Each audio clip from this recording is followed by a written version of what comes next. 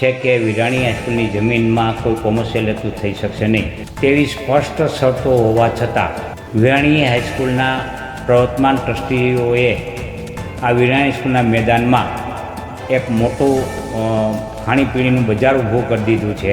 એટલે તેની પર શરત ભંગના પગલાં લેવા જોઈએ અને જે નફો રડ્યો છે એ ટ્રસ્ટીઓ પાસેથી વસૂલ કરવામાં આવે. છેલ્લા 4 વર્ષથી વિરાણીના સંદર્ભમાં જુદી જુદી વાતો ઊભી કરેલી વાતો વહેતી કરવામાં આવે છે.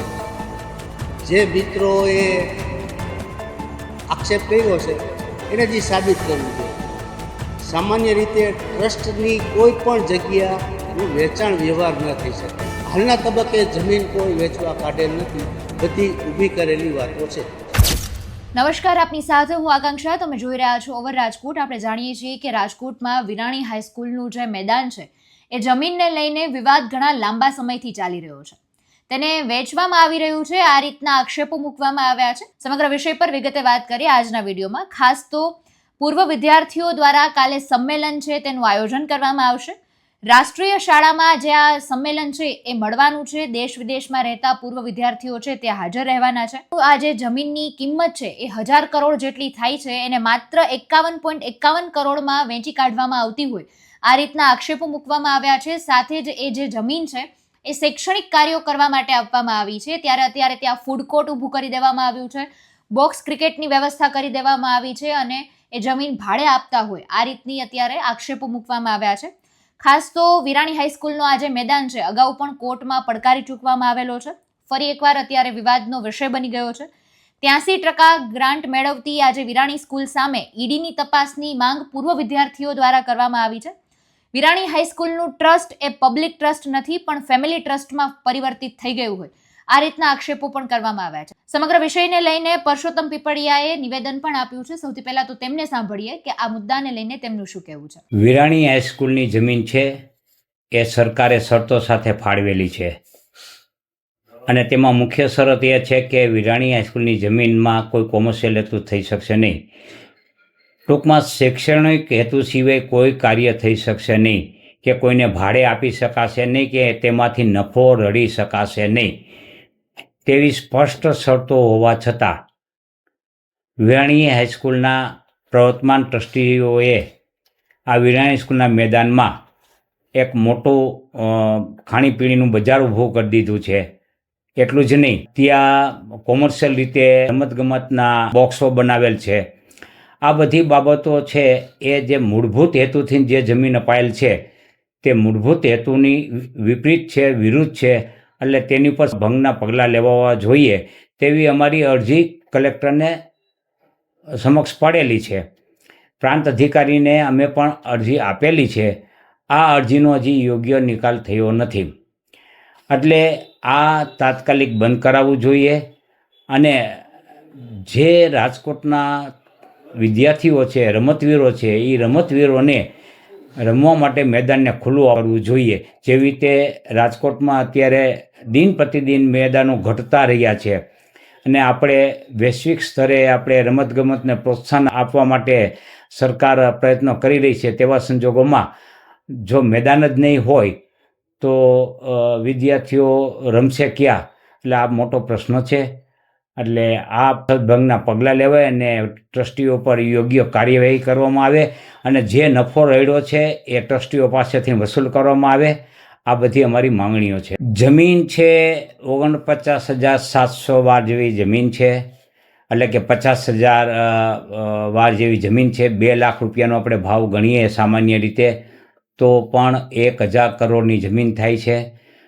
અને આ જમીન વેચવા માટેના પ્રયત્નો થયેલા પણ એની ઉપર અમે 2019-20ની અંદર કાર્યવાહી કરી અને તે અટકાવી દીધેલું છે. પણ હજી તેમની માનસિકતા છે અને ટ્રસ્ટીનો દોરો છે એ જમીન ઉપર છે.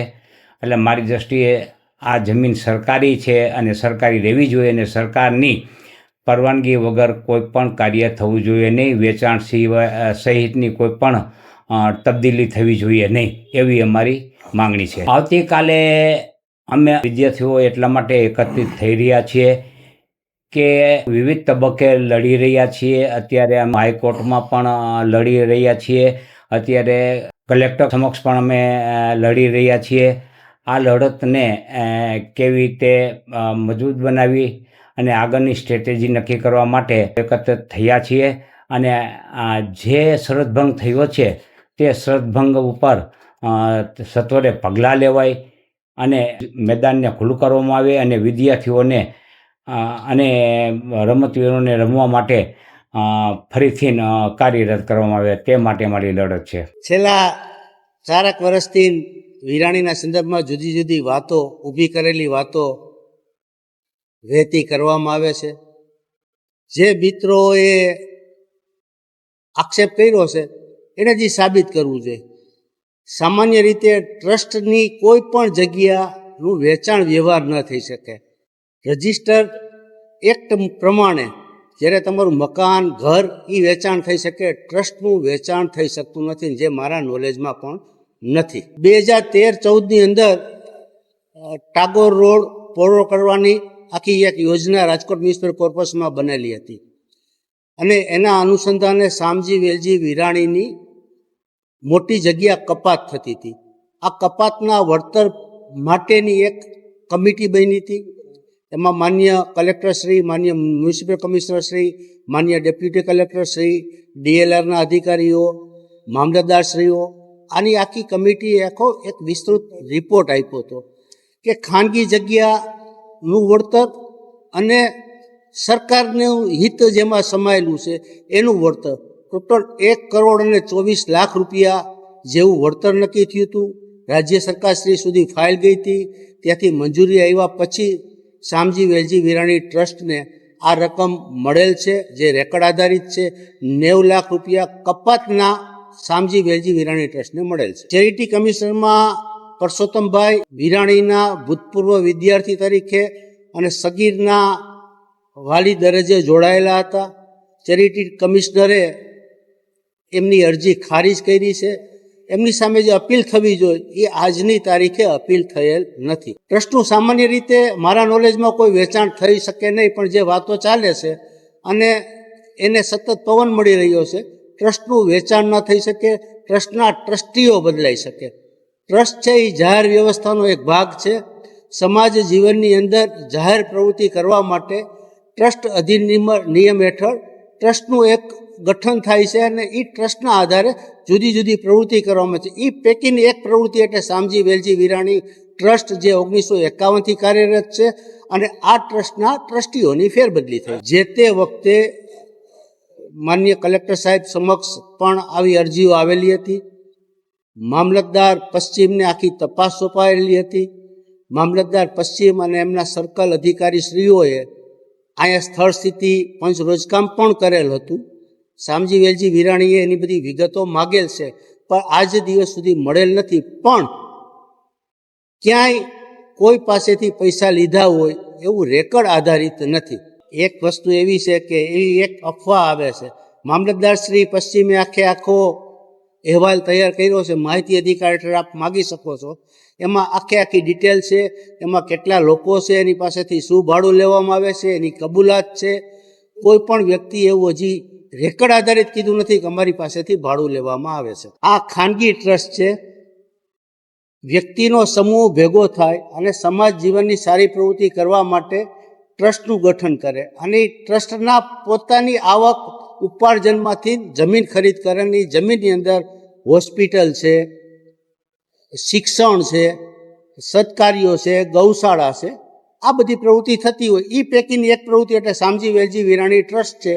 આમના ભૂતપૂર્વ ટ્રસ્ટીઓએ 1951માં આ ટ્રસ્ટ ઊભું કરેલું હતું. 8 એકરથી ઉપરાંતની જગ્યા ખરીદ કરેલી હતી. એની રેવન્યુ રેકર્ડે નોંધ પડેલ છે. એટલે કે આ શામજી વેલજી વિરાણી ટ્રસ્ટ છે એ ખાનગી ટ્રસ્ટ છે. એમનું ગ્રાઉન્ડ પણ ખાનગી છે. ભૂતકાળની અંદર ચૂંટણીમાં પણ જ્યારે આ બિલ્ડિંગનો અને આ વિરાણી ગ્રાઉન્ડનો ઉપયોગ કરવામાં આવતો ત્યારે કલેક્ટરે વળતરના પણ પૈસા આપેલા છે, જે રેકર્ડ ઉપર છે. છેલ્લા 15 વર્ષથી શામજી વેલજી વિરાણી ટ્રસ્ટમાં ટ્રસ્ટીઓની સંમતિથી અહીંયા ભૂતપૂર્વ વિદ્યાર્થીઓ માટેની બધી વ્યવસ્થા ટ્રસ્ટ કરતું હતું. ગત વર્ષે પણ થઈ હતી. આ વખતે કોઈએ મંજૂરી માગેલ નથી.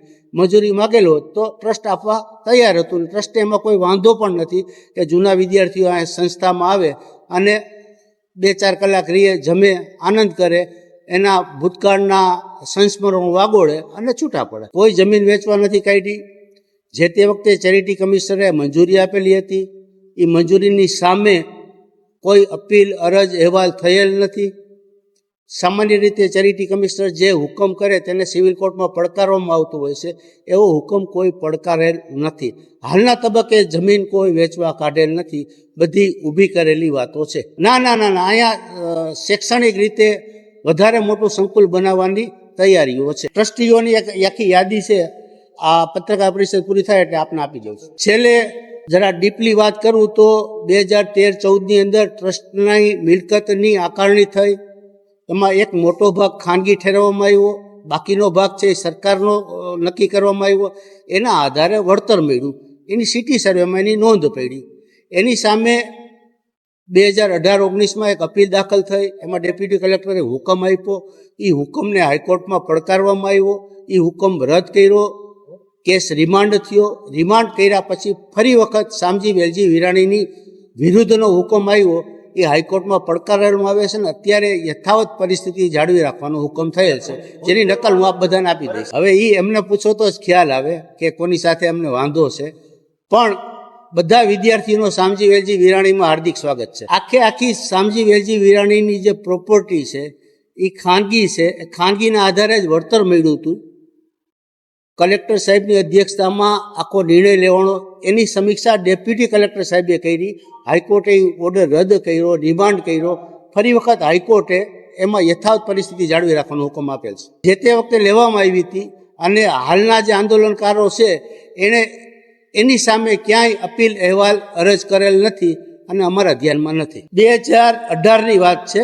ત્યાર પછી ટ્રસ્ટીઓ એવું નક્કી કર્યું કે હાલના તબક્કે આ કોઈ જગ્યા વેચવાની થતી નથી. અહીંયા શૈક્ષણિક સંકુલ જ બનાવવાનું છે. અહીંયા સ્કૂલ ચાલુ થઈ ગઈ છે, અહીંયા કોલેજ ચાલુ થઈ ગઈ છે.